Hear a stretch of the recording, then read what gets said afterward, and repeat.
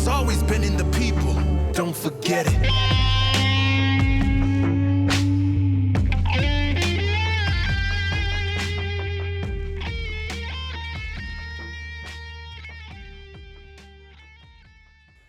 Welcome to Sovereign Space Podcast.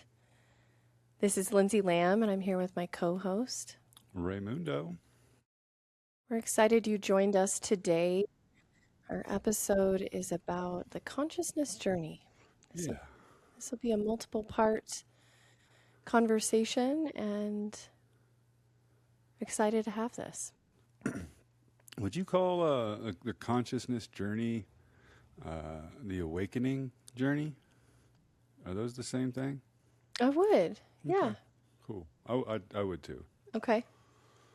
Yeah, I think that you awaken to the consciousness, right? You realize that there is more to this world, this realm, this experience than what is simply in front of us or what is being told to us. You know, you start to recognize things aren't right. Some of us may have had a feeling our whole life. Others may have had some unique experiences, awful experiences that made us question things a little harder, a little deeper. And I think that's really what the awakening, the consciousness path is coming to a conscious awareness of the reality to this experience. That there are other dimensions intertwined with this dimension. There are experiences, connections between people that aren't taught to us in schools. You know, there's more to this life. And I also think consciousness is also the answer to what we're kind of experiencing, that, you know, consciousness can also be, or at least I look at it as something that kind of goes up and down, that people have a collective consciousness at a higher level at different times throughout history, where there may be an easier path to a gnosis of just true knowing because you're in a community of people that are conscious or have a higher vibration. And then there are, I think, times throughout history where consciousness is extremely low, where people don't have that kind of connection and are really kind of stuck with just this 3D existence that we experience, whether we like it or not. So, yeah, an awakening. I think that's the conscious path. I think as you bring up different times in history, I think about when I started to learn about the Iron Age, which we've just come out of, or coming out of, makes me think about, well, the word iron and the material iron. It's can lean on the side of dark. It is relatively heavy. It is dense. It can be vast. And so I think that the last age that we were in, the Iron Age, anyway, in my opinion, the way we felt as a human collective of a heaviness, not being able to see very far, of what the dimensions might be, of what reality might hold, of what the true nature of human capacity is. And so I think that that gives a great example or thought to what you were just saying of these different times in history where consciousness is lighter, brighter, and maybe more vast and connecting versus dark and dense, and it's difficult to see the light. Yeah, the light, that's a whole nother topic possibly, but I think if you're conscious, you got to be kind of conscious of the light.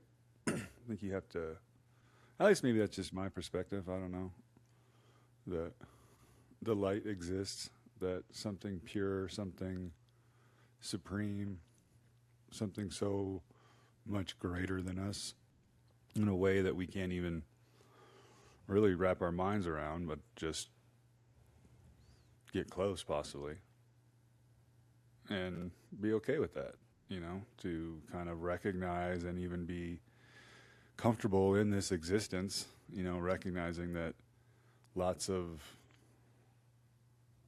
problems kind of arise when you're stuck in this lower dimension, that just having an awareness of different vibrations and frequencies and states that your body can be in. If you don't have that awareness, then yeah, you're kind of just stuck in whatever this 3D world provides, and you end up just making stories to make it all okay. We just, and there's other stories out there that explain it, and these stories just go on, but at the end of the day, you're like, oh, well, there's nothing we can really do about it, and you end up just kind of being stuck with it. But yeah, I mean, I didn't have an awareness, a presence for consciousness or the the journey. Like it just kind of hit me in life. Like I was I'd say I was like 10% conscious throughout most of my life. Like I think I had a decent awareness of what was like right from wrong and like having a concern and a care about humanity, but at the same time,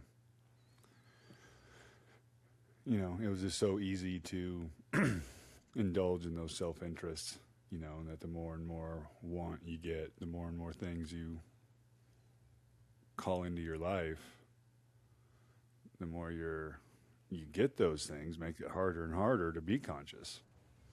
Like the 3D world or the 3D realm, whatever, it holds us there. It sucks us in.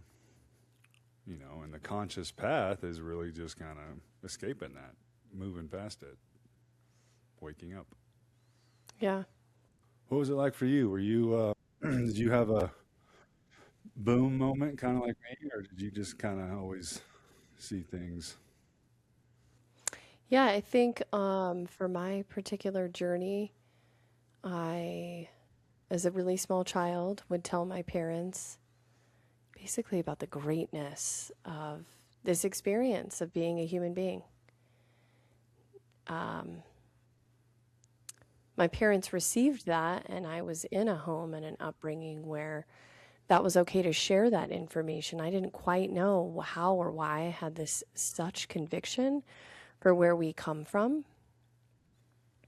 And there was something about me, my whole upbringing, that really pushed against our systems of schooling and policing. And so I have many stories of my childhood or, like born to 18, where I pushed against all of those systems really hard. And then for me, really, the awakening came long into an autoimmune disease. So although I had this perception or belief that we were great, that where we come from must be wonderful for us to end up here on Earth, I didn't quite know what to do with that information. I just believed it and lived my life in that way of, I am really grateful to be here, and I am overall a very joyous person to be here. But I had a nearly 10-year experience with an autoimmune disease and was fully believing in the story of that until I got mad enough to change that story. On that path of changing that story, yeah, it helped me become more conscious or aware. I think a lot of times those two words, yet are different, can be interchangeable. And so that portion of my journey, having an autoimmune disease and then beginning to research some different options and obtain a different knowing or information, allowed for many years of deep healing and understanding of who I am and maybe why I came to Earth. And And so that was years and years of that journey of becoming a little bit more aware, becoming a little bit more aware of new information, become a little bit more aware of my presence in everyday life and who I choose to have around me and who I choose not to and what I eat, etc. And then I did spend a fair amount of time back in 2020 really looking at conspiracy truths is what I like to call them, and really starting to unpack what the programming has looked like and what could possibly be the story. And so that also helped me awaken. But I do believe that every person's journey is as unique as, say, a snowflake or our own personal vibrations, and that the journey is winding and bending and vast and easy and hard and all of the things. Yeah. How would you describe your journey? I kind of feel my journey was like it was like a necessity. Like it really wasn't my choice. I mean, I don't know whether I was just so stubborn and carving out my own way and writing my own story about success in the modern day. I think that that's really kind of I was somebody that was always looking for answers and researching things, and I feel like when you're trying to be rich, a lot of the answers that they provide out there are kind of the same. Invest your money, make more money, work harder, all that kind of stuff. And, I was well on my way to doing that. And in a lot of ways, I would say I was a success. And it kind of was like, I kind of see it as like I was really kind of doing a lot of fake stuff. And then when I really wanted something real, kind of what I was maybe like destined to have in a relationship, that it, once I kind of started poking it, it just totally unraveled. I feel a lot of times, a lot of people that are just living the story are constantly trying to just support the story and maintain a story and do a bunch of things just so you can tell the right story. I was doing a lot of that. I was achieving, had a master's degree and professional licensure and real estate license and lots of, achievements. And I just found out one day I was absolutely miserable. Like the existence was not what I wanted.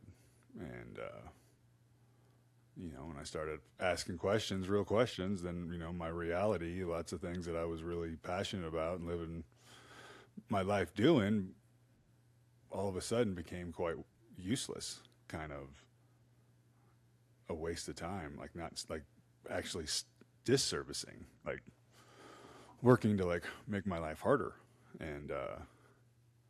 And yeah, I really kind of, I guess I just kind of gave up on any type of story. I gave up on any type of idea that I knew anything about anything, that whatever I thought was right, whatever I thought I should be doing with my life or what other people should be doing was, I just like let go of it. And, I think I just really kind of found like a more natural existence. My food intake became a little healthier. I stop eating a lot of foods, and a big asset, a real friend in that initial process of letting go of the system, letting go of the fake story is plant medicine. Um, Ayahuasca was very instrumental in being able to see the truth, and the Santo Daime, a very powerful group to help in the journey, and yeah, that was kind of my, I think, initial experience. And then I think once I started living that kind of life is when a lot of things really started breaking open. Do you have anything that, like an early lesson or something that, was like maybe an aha early on, or, something that you either learned or experienced? Yeah. I suppose early on in my journey, I had an experience with DMT that really allowed me to feel the vast connectedness that we are, and it felt so good. I remember that feeling. Yeah, and really being able to, at that time, I had lost my dad a couple years before that. And so when we talk about dimensions and we talk about so much of this experience, could be more of our experience, could be that it's this information that we don't see with our eyes. And in this example of I had lost my dad and could feel him in that DMT space everywhere, and could feel the love and connection and a belief that we weren't ever separated. And in that instance, after that experience, it reconnected us in a way that has allowed for a beautiful, I would say, like second chapter of our relationship in this lifetime. Being able to talk to him out loud on a regular basis and talk about him in a way that I know that we're deeply connected, even though I don't physically see him anymore. And so that really pushes the bounds of what we're taught, of the programming of what this existence might be. And that's just one sliver of an example, and a way to connect outside of myself with another being, but yet it's connecting back with me. So this loop, if you will. Yeah, I mean, that's I think that was an early first kind of eye-opening experience, is really being able to recognize like dimensions or other things, other entities or whatever, or even deities or spirits or gods or angels. Like we've heard those stories and had always kind of just lumped them into stories, but when you start working in these realms and these spaces, like you have something that's very difficult to explain, and you can't really explain it other than using words like angels or deities or ghosts. Or I mean, that's just the idea of death, that everything's done when we expire. Having the notion or the idea that you have lived other lives, prior lives, like you had been here before. I think that's kind of like a consciousness truth, I would agree with that. Yeah, I mean, if we're allowed to say such things about truths in consciousness, but because it's really just the connection, and even if we're just talking about it here, just spitballing about this kind of topic, like it is good, especially in this day and age, because the reality is everything, most of the things out there, especially the things that are easily provided, that they want you to participate in, are not serving your awakening. The people or the powers that get empowered off people staying in a low vibration clearly don't want people to ascend, don't want people to become more competent. And I think you can kind of see that in the nature of some of these mechanisms we're dealing with. Like, a lot of them fall apart just with truth, and it's really that unconscious living that doing the same thing because you've always done it, or doing something because your family did it, or doing something because your community does it, or a commercial, or the people on TV do it. And that's just the thing. You're not consciously trying to be like other people. You just unconsciously don't know any better, and you're just following along. And breaking away with that is a trip. It's hard to do. Yeah. It's for sure hard to do. But I do think more and more people are just, it's happening. Like more and more people are just seeing it, whether it's intentional messaging in the media or the time. Yeah, the time of vast information, how far it's spread, how deep we can go, Yeah. allows for an awakening or a knowing that something or things have been going on that we couldn't see before. Yeah. Helping us to understand that we are all connected and that this consciousness does exist outside of the visible spectrum. Yeah. Do you have examples of maybe a reoccurring lesson in your life? I mean, there's, I think reoccurring lessons are just lessons you're not learning. But yeah, there were some hard lessons, I think that, anybody that has like an awakening experience, I feel, or anybody that enters upon the spiritual path, I think you kind of go through similar stages or experiences. Like, I feel most folks that come into spirituality, it's usually because of some kind of experience, and maybe it's a plant medicine experience, or visiting a certain place, or maybe even having a conversation with somebody, or trying some kind of homeopathic new remedy that actually works. You have this like a magical kind of experience that you've never had any awareness for. You didn't know it was possible. And then you experience it and you have this great thing happen. You see things in a new way. Maybe you get a little bit of healing.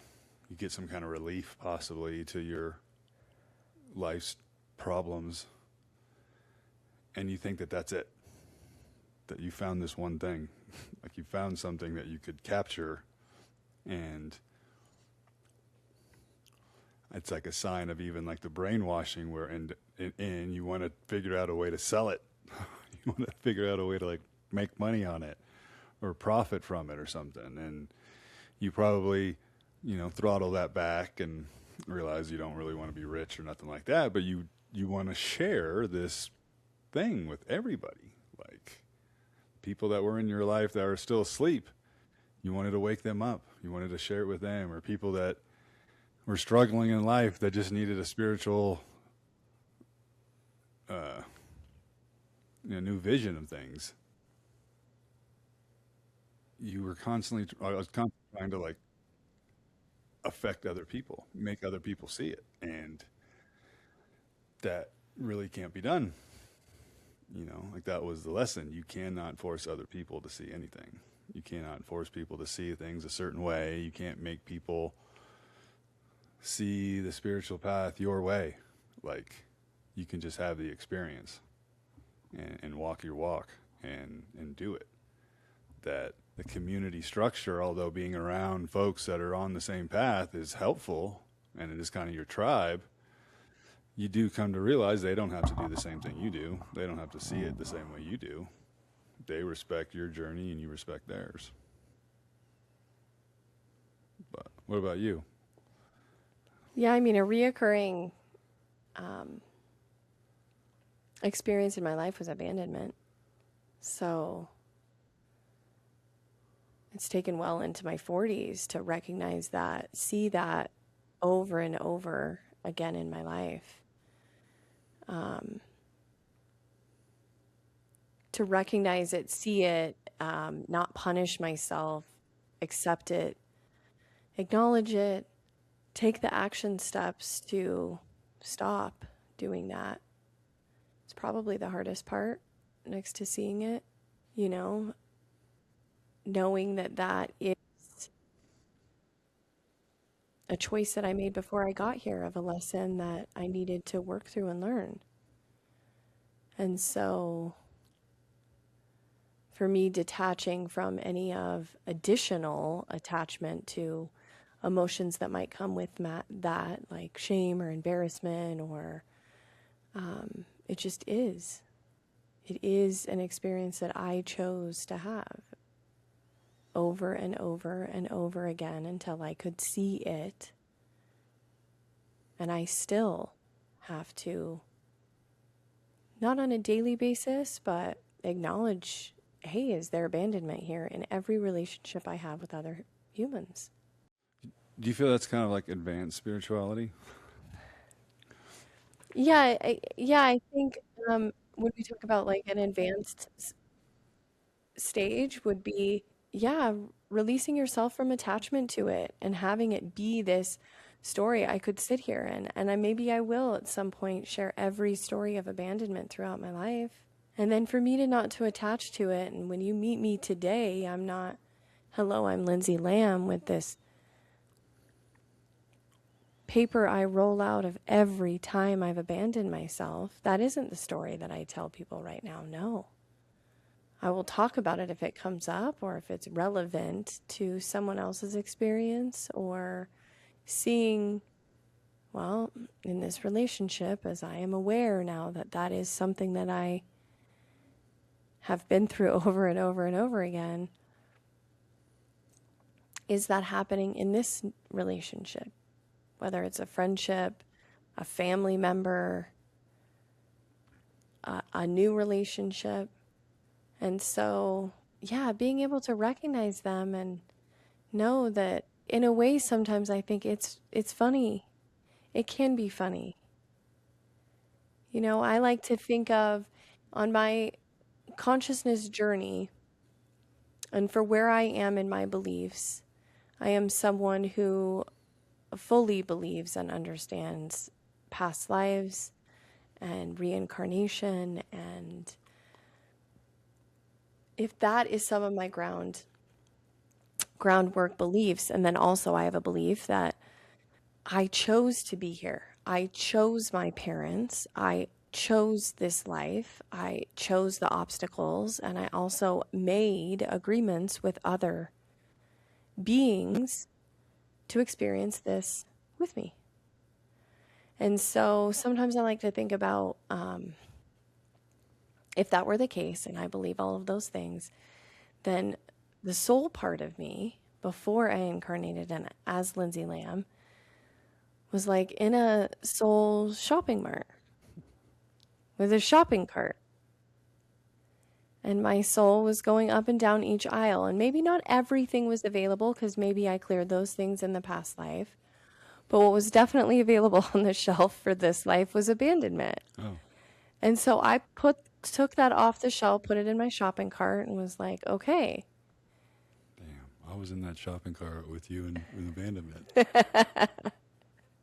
Laughter was definitely in there. Some cake loving was in there. Cake.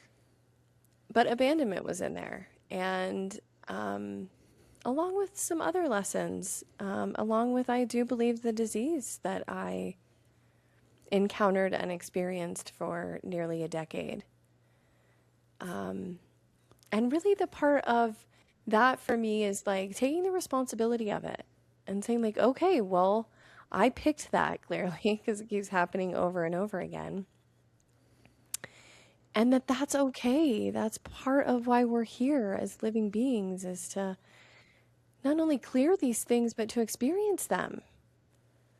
We have talked about before how we are energy beings that process information and emotions, and that's simply what I'm doing with abandonment. And so that does not negate that most times in my life when abandonment has shown up, it's not been fun to recognize it and then do something about it.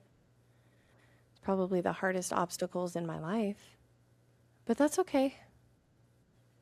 In my perspective, that's okay. Yeah. I feel if I was shopping, my soul shopping, I would think that I was probably like accidentally went down the anger aisle like too many times. Because anger has been that lesson from day one that I guess I don't know. I guess I still haven't beat it. I will say about anger in my experience with it that as a young man, getting mad in certain aspects was okay. Like especially in sports, you had to get a little angry to hit that guy wearing football pads on the other line of scrimmage or drive the basketball into the hoop and know you're going to get fouled. Kind of, there's a certain acceptance of anger, and especially in the sports world. And so, one thing I've clearly noticed is just how comfortable I am with it, and how uncomfortable I am with all my other emotions. And one element of fear is really attached to just not knowing. And so when you don't know and you can't control, you go to what you can control. And like for me, it was always anger. And so anytime a situation was uncomfortable, that's where I'd go with it. But yeah, I think like shadow work, like fixing your problems, going in and like learning your lessons. Maybe that's the ultimate goal. Maybe that's the point.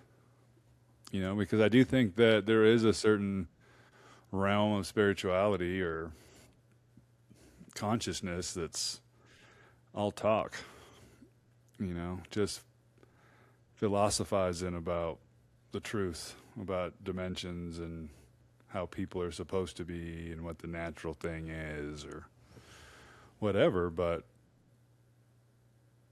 don't really maybe do the work, maybe don't really face those fears or face those things, and just like to soothe as opposed to heal.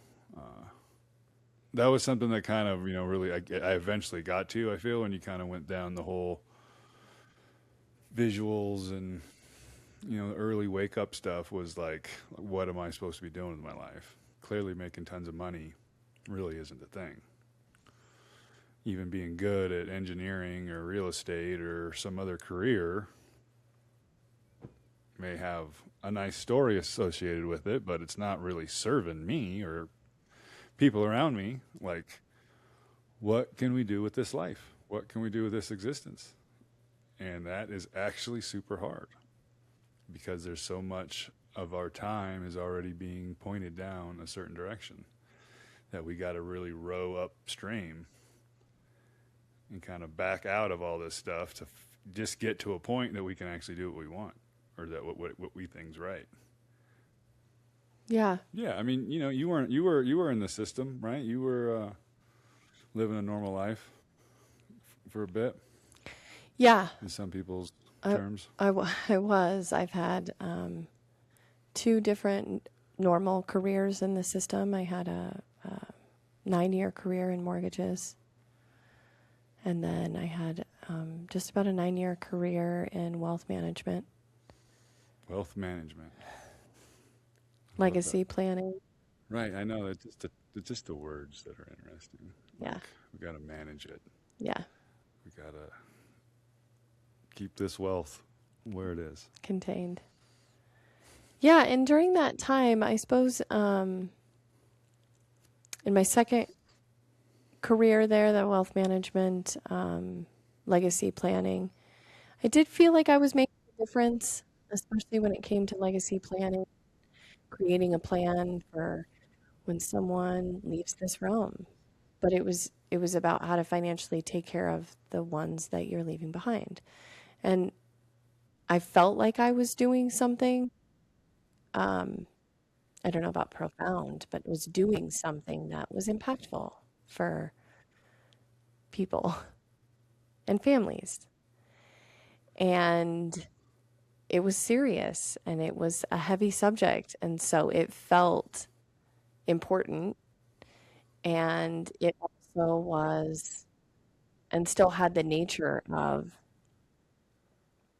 doing these things on the outside to serve people. But then on the inside was like, what is your ranking within the company? What is your ranking within regional? What's your ranking within the state? What are your sales numbers? What is your goals for the year? And goals are beautiful, but what I'm saying is that internal part, I don't know that that fully all the time has the ethos of serving the most of humanity possible. Maybe it is, and maybe at the same time it is. If we rank everybody, it'll serve. Right, Never mind. right. So I felt like I was doing something, but at the same time, it was chasing someone else's dream ultimately. And in both of those careers, I was assistant or team members with people whose names was in the forefront and I was in the shadow.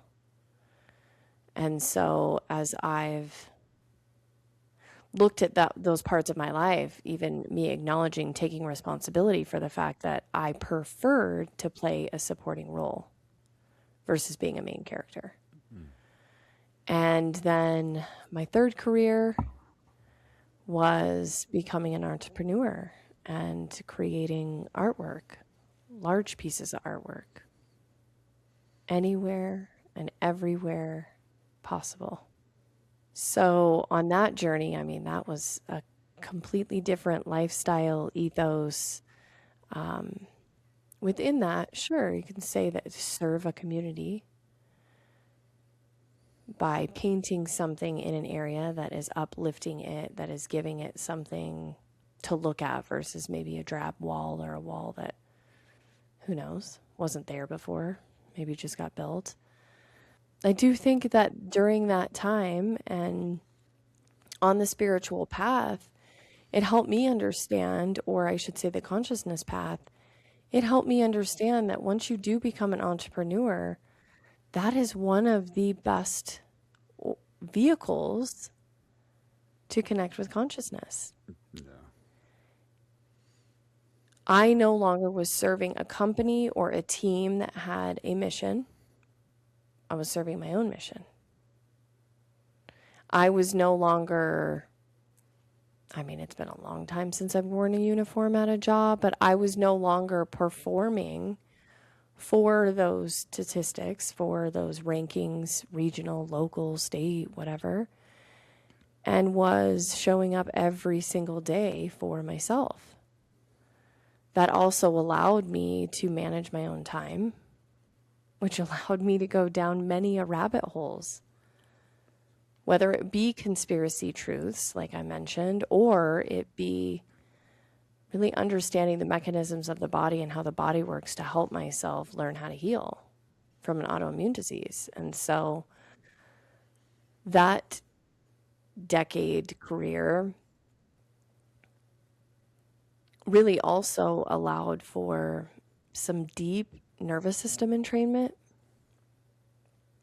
Being an entrepreneur isn't easy, especially when you come from a household who didn't know anything else but to work within the system and weren't entrepreneurs and did not know how to guide or support or even encourage it. It was difficult for my family to even accept that.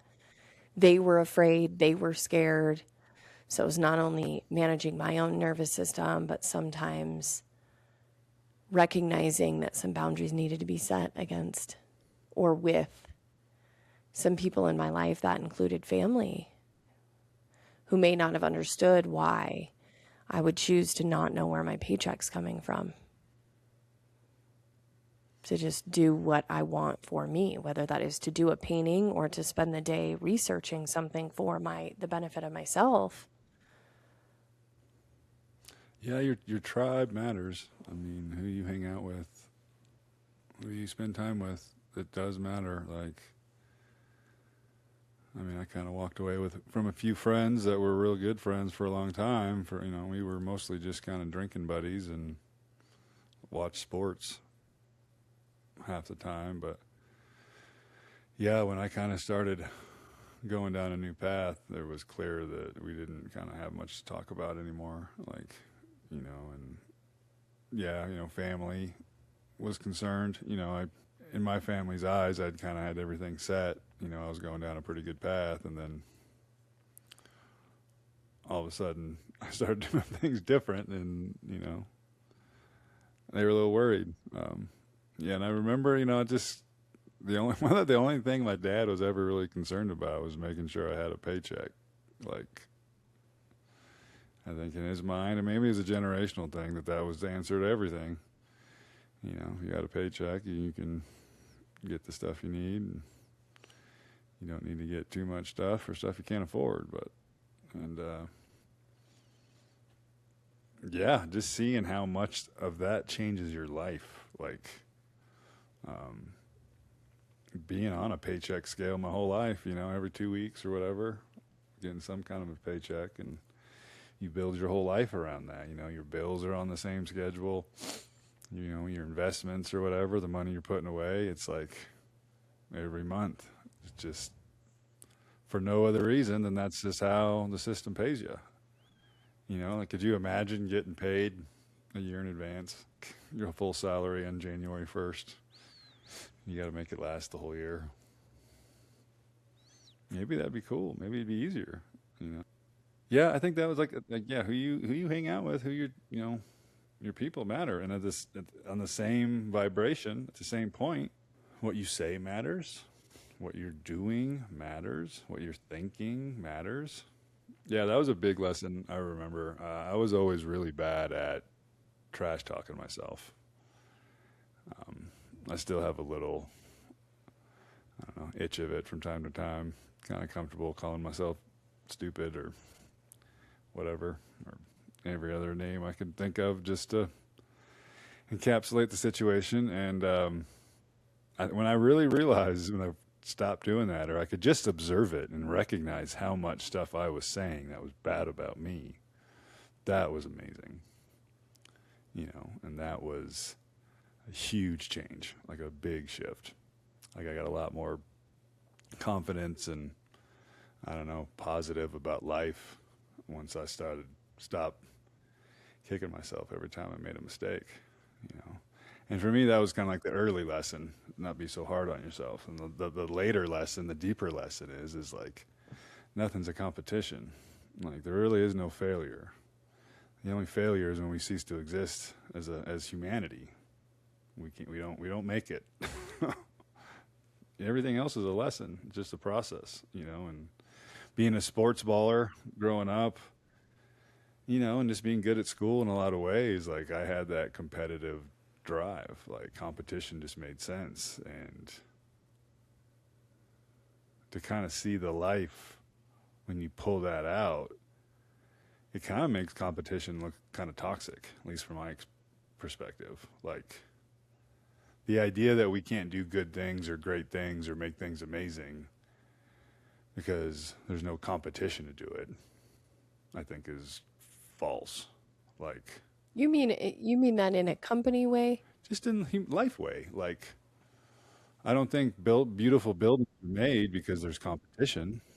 Like, I don't think amazing, even corporations that serve humanity and serve their people aren't the most competitive. Like, people that just want to do good don't have to be competitive. The right thing isn't always a competition. Hell, the right thing's a loss half the time. Yeah. And yeah, just even looking at my microcosm of my career, yeah, I constantly wanted a raise. That was what was most important. Like, who was affected by what I was creating in the world?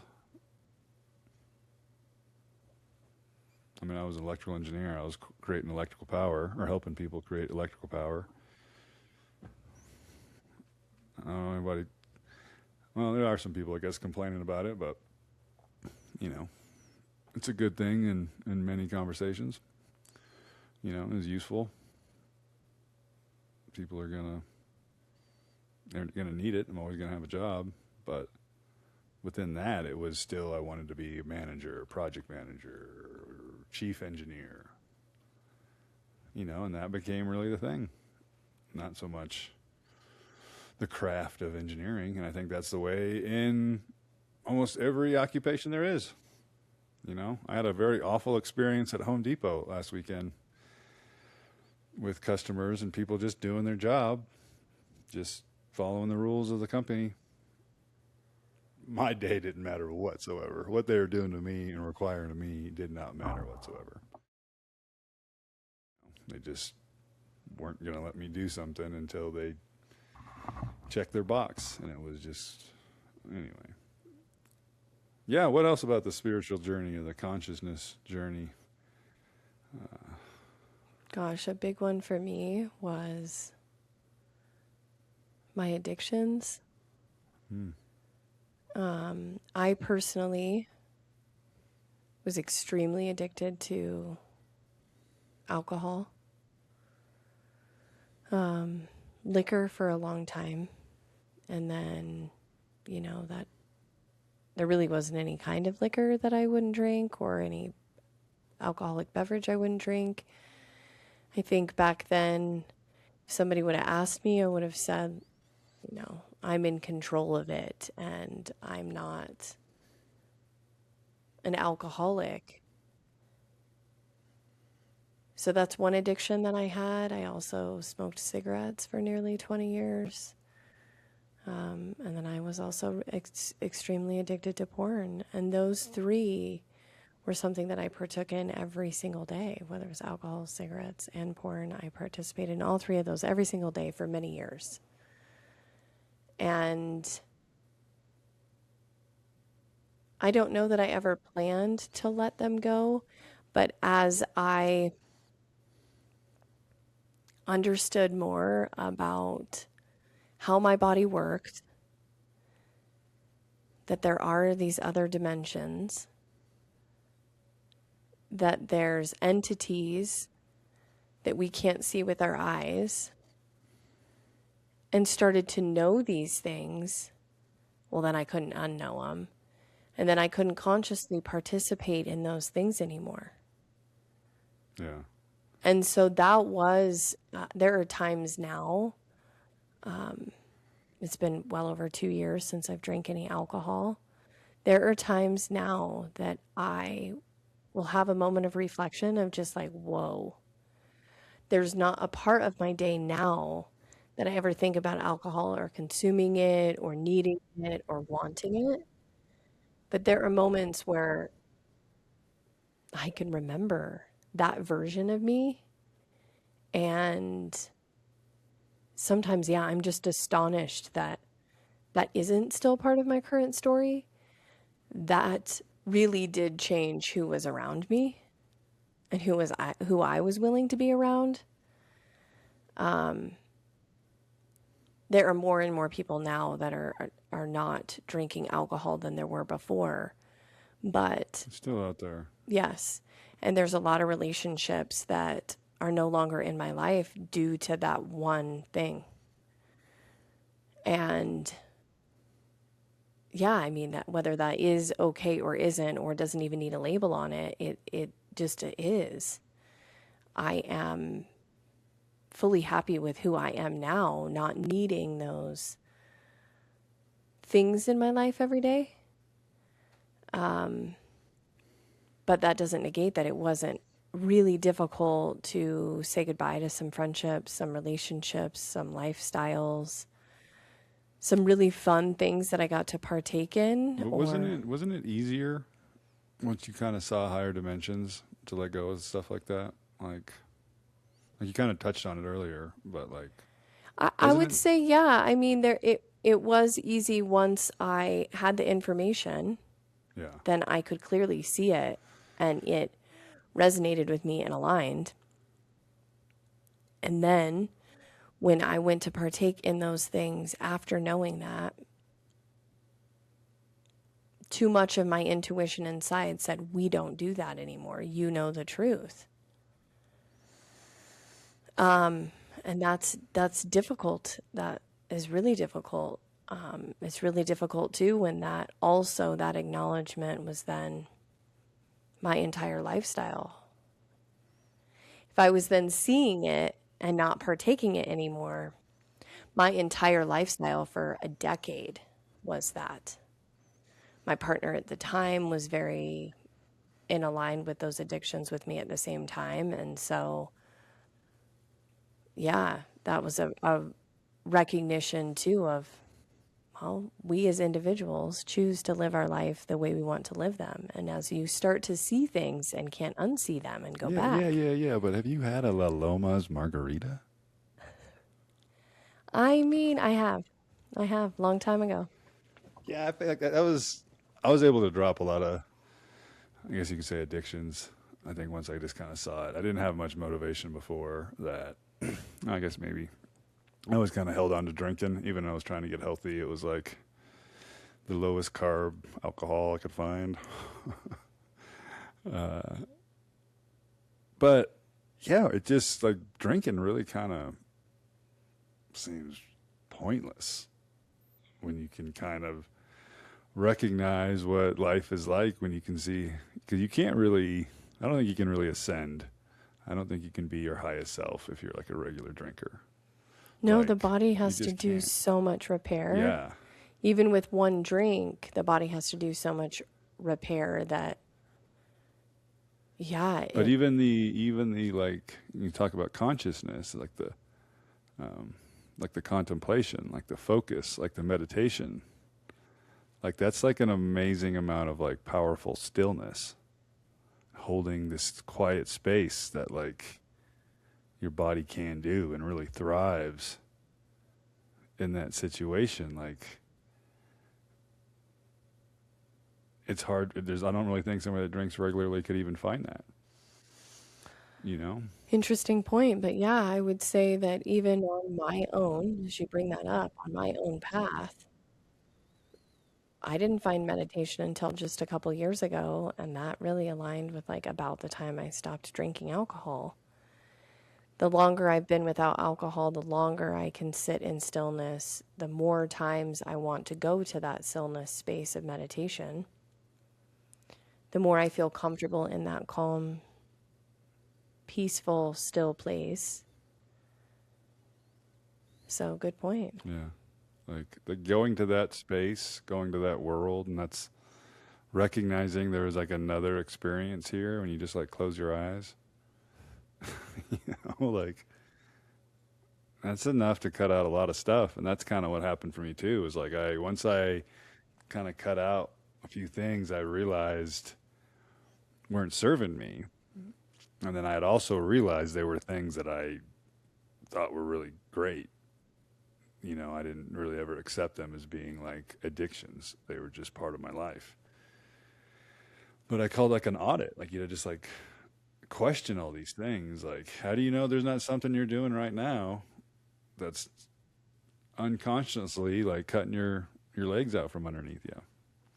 You know, keeping you from ascending or having a better life or whatever. Like, Or just easier. or just even a belief, you know, like, and that's, yeah, your words matter, your actions matter, your thoughts totally matter. Like, and it's magic. I don't know how else to say it. Like, your whole vessel is on a frequency, and when you're thinking and speaking positive things that support you, they hear it. But when you're calling yourself bad things, your body hears it too. And it's just how it works. Like, you just keep feeding that vibration. But, you know, controlling your outlook, how you look at things. You know, you have a ability to control it. You have the total ability to follow whatever story you want. You can write your own story and follow it.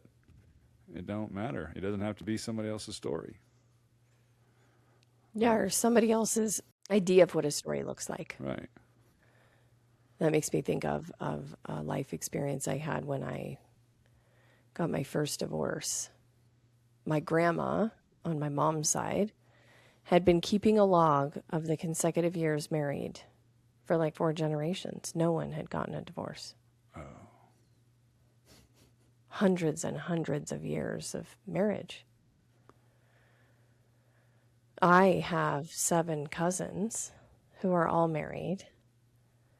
And, right, so this tally was quite big. And my first divorce was not of my request. And so at the time, it felt completely out of my control. And yeah, feeling like I had disappointed this hundreds of years of story. It's a powerful story. Which one? The one of the Exactly. consecutive could be a powerful story, and the one that decides to no longer go along with that story. Yeah, that's And just the power of what stories do. Like, you know, and to know, for me to now have been removed from that divorce, and I've even had another divorce since that divorce, but that that was the first big experience in my life where I had the opportunity to take responsibility for my role in that marriage. Granted, that person wanted to leave that marriage and wanted it to end, and I could spend the rest of my life blaming that person.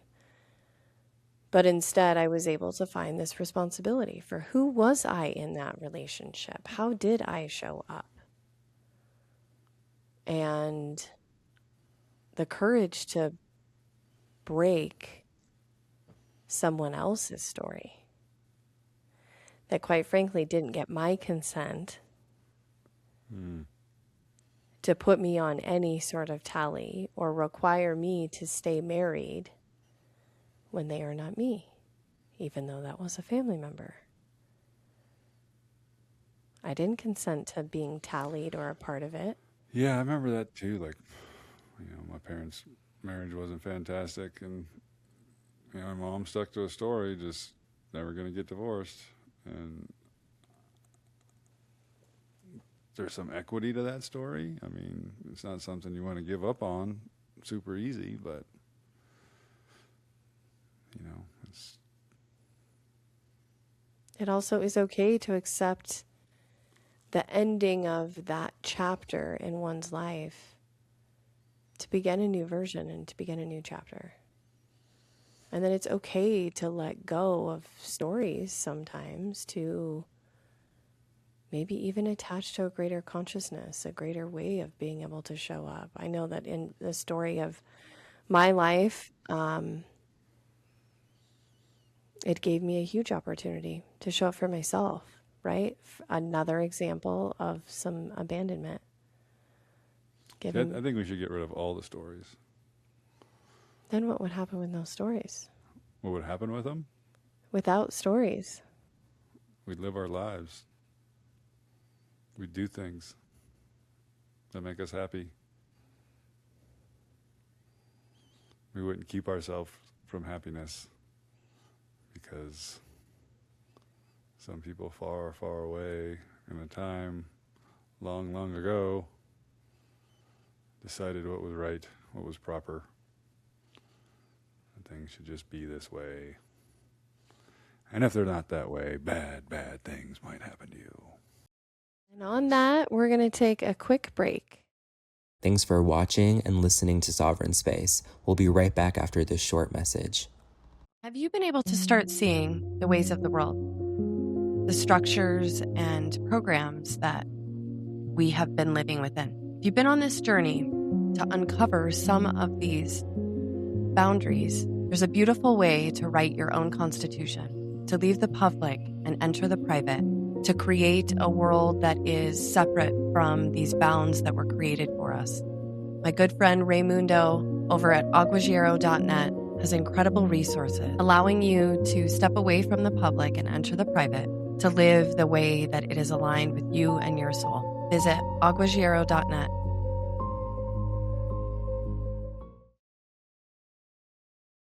The age of Aquarius is upon us. The world is changing, our lives are changing, and clearly our health needs to change. Taking a new look at your health and your internal vessel is definitely the way. Being responsible for what goes into your body is a sovereign path. There are people here to support in that journey, and you will find great resources and fantastic support by my good friend Lindsey Lamb and Inner Space is the place. Check it out. It's an inside job. Welcome back to Sovereign Space. I'm Raymundo with my co-host Lindsey Lamb. Welcome back. Yes, welcome back. This conversation we've been having about the consciousness journey.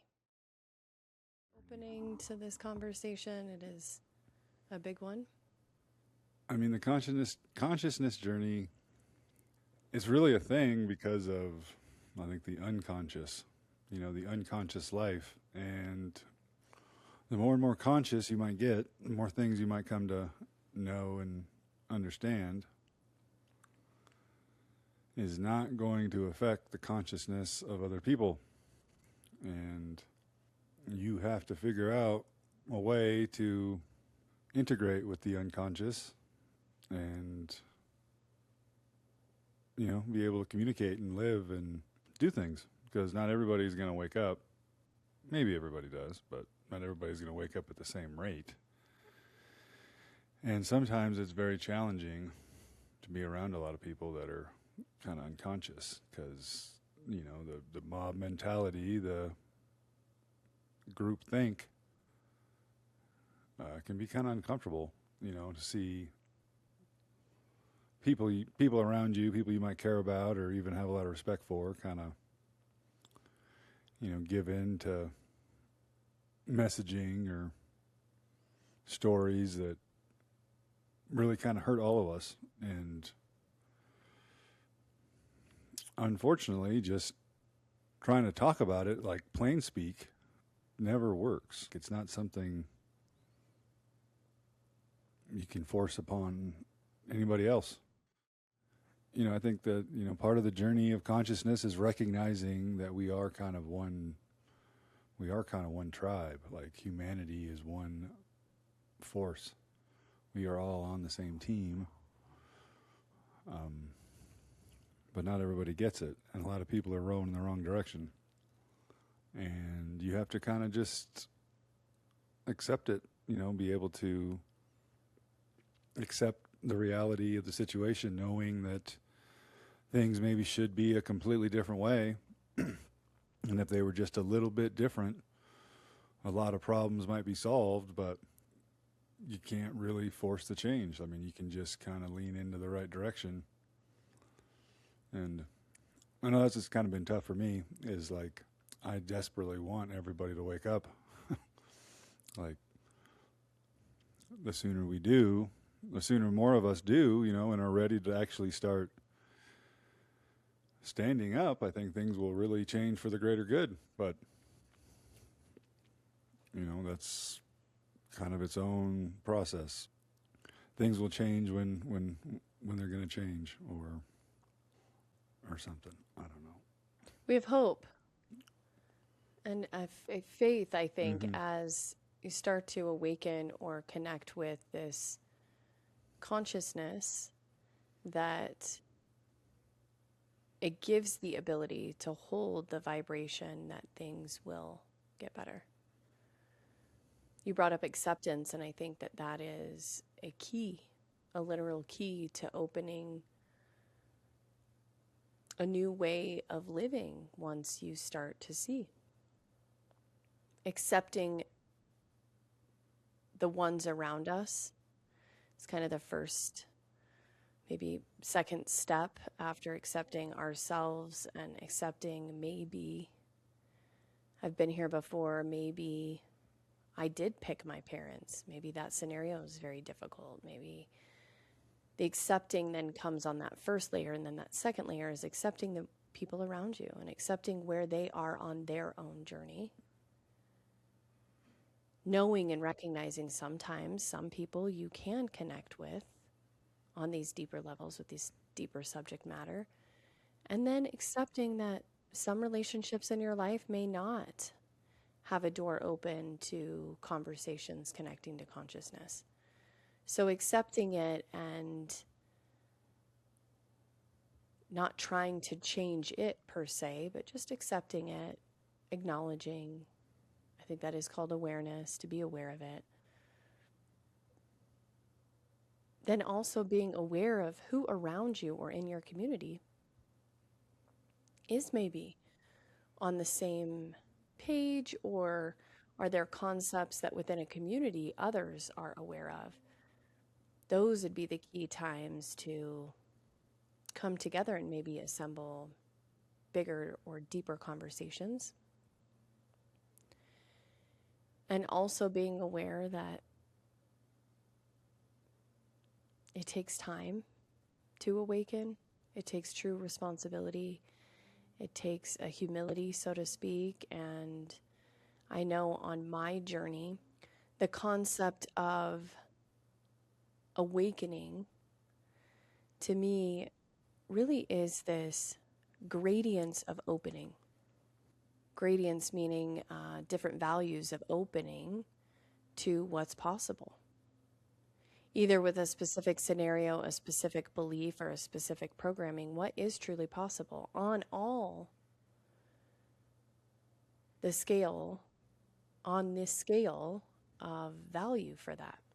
And so I think accepting that there can be a range, accepting that once you're aware of some information or a situation or a person in your life, action doesn't drastically need to happen right away, but being aware of it, sitting with that, and then making a decision to either set a boundary or just accept that person for where they are. And so I'm excited for us as living beings to continue to awaken and connect with consciousness as the frequency gets higher here on Earth. I am excited to see how many people awaken and to what degrees people awaken to. I think that this is an exciting time to connect with consciousness and bring yourself out into the light. What does that look like? What does bringing yourself out into the light look like? How do you live a conscious life? How do you walk the path? I think acceptance and like the pursuit of truth kind of go hand in hand. To just accept something sometimes is just, it's not even always right. Like, we don't necessarily need to accept everything, but we may just need to accept certain things. A lot of times it might be our limitations, or it might be the opposite, our capacities. Yeah, I think, I think acceptance does fall into the same line of like the pursuance of truth. Like, if you're truly an initiate and on the path of truth, you have to be able to let go of things. You cannot attempt to actually control or know the truth in absolute forms. Like, you're going to have to accept that there are things you might not be capable of actually knowing. And I think that's a big liberator, actually, that need to know. That was actually one of the first like memes I remember reading when I kind of went into the spiritual world. I don't know, it really took me. I started collecting a lot of spiritual memes, and I had a folder, and I don't know why I held on to them, just thought they might mean something later. But one of them was, be okay not knowing, or, be comfortable not knowing. And at the time, I got real defensive with that. I was like, oh, I'm not going to be stupid. Like, I'm not going to just walk around being dumb. Like, how do I get comfortable not knowing things? And then, over the journey, I think I found the power in that, like, just kind of like attachment, like control there to the belief of knowing, to believe that you know a truth and that you know the way, is oftentimes like really toxic. If you're not kind of aware, conscious, or checking yourself, and that's kind of what we have to deal with in this world, is we got unconscious people that are just deciding that this is how things are.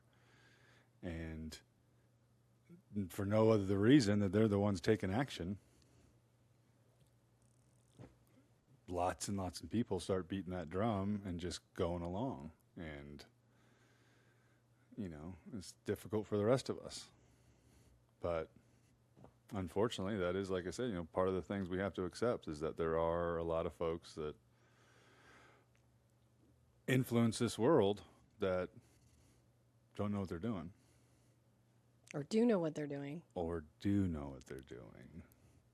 And But I think it's the people that do know what they're doing know how to manipulate the people that don't know what they're doing. yes, I would maybe agree with that. Well, as we wrap this episode up We're done? for this part one of this conversation, I would like to leave our listeners with some truths and some reflection on this is probably the harder path, I would think. I know that it hasn't been easy for me personally to accept responsibility for everything that I've done in my life and to forgive and be grateful, and especially for the really hard things that have happened in my life. But through that hardness, right, took courage from me and strength to come to those, I guess, feelings, thoughts, conclusions, and that each time I did or have, things have gotten easier on the side of knowing that I will be okay, that the situation will be okay, that others will be okay, no matter what truth comes forward, no matter how I change my own life and how that may affect those around me, to whatever the situation might be, that difficulty, once I met it, took action towards the truth for me and a closer connection to God, consciousness, the more my belief that everything someday will be okay. So that hardness of confronting a situation instead of putting it off, knowing that all humans in your story or the story you're about to end or begin will truly be okay, that each and every one of us has our own story and purpose here. And something I've truly been working a lot on recently is allowing my fellow living beings the right to their own story. Meaning that I don't really need to be concerned with how their story is going to pan out or is, or why they're doing what they're doing. It's quite frankly none of my business. They made an agreement before they came down here, and whether or not they choose to find their path towards consciousness in this lifetime or not is perfect. And allowing that time, grace, and acceptance to let others be so that I can focus on my own self-worth, main character story, showing up in my authentic way, and realizing my own actions that require my own responsibility. I think that one great lesson, in fact, I consider it kind of a law of the universe, is that before good change can happen, bad stuff kind of has to happen first. Like, in order for things to actually get better, there has to be some kind of destructive, maybe violent pressure event that has to occur before a good change, a positive new thing can happen, whether it's in nature, the butterfly and the worm, or, just the kind of destructive forces of nature can end up creating, beautiful landscapes and whatnot. But, to take that into your own experience, whatever's really hard, whatever seems impossible or difficult or bad, it's a lot easier to go through it and experience it as some kind of process. Like there's a necessity to it. And the more awful and comfortable and painful it might be is probably more of an actual springboard for how good the change is coming. Because we will never get away from all the yuck. We will never, ever get away from the bad experience. But we can get away from the bad experience, like defining our existence and our experience and attaching to it. You know, we're all going through it. We can all talk and complain about it. But that kind of, you know, in a lot of ways makes it worse, holds us there, keeps us from taking that next step. So, beautiful conversation today. Yeah, good talk. We're going to mark this as part 1 and revisit this conversation again to elaborate on more of what our individual journeys look like. And, you know, please respond in the comments in this video below to interact with what has your path and journey been like. Yeah, for sure. We'd love to hear it. Yeah. Thanks for listening to Sovereign Space Podcast. This is Lindsey Lamb. And I'm Raymundo. We'll catch you next time. The power's always been in the people. Don't forget it.